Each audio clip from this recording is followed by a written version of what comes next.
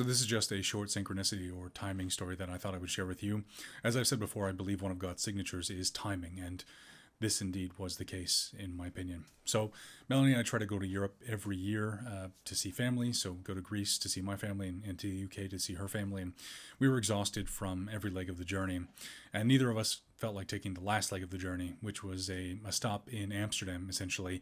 And then we would have to go to Boston, which was a 9-hour flight, a 4-hour layover in Boston, and then a flight to Minneapolis, and then we would have a 2-hour drive to Duluth, only to get there sometime after 1 o'clock in the morning. So we prayed that we could get a direct flight to Minneapolis instead of going to Boston.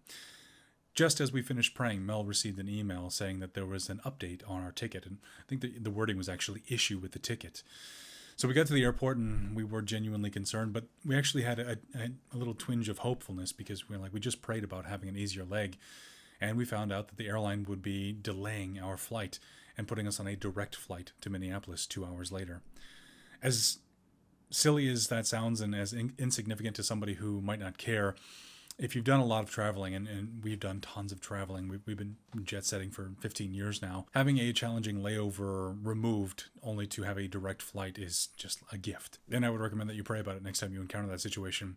One other thing from that particular airport day, when we were checking in, there was just basically one line open, and there was a woman who was holding up everyone because of some kind of issue with her passport. We were behind her for 15 minutes waiting to check into the flight.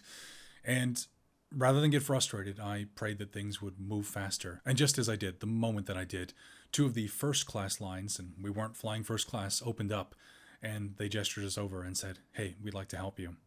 So again, with most timing miracles, it could seem like nothing. It could be waved away as mere coincidence. And you know what? Maybe it was.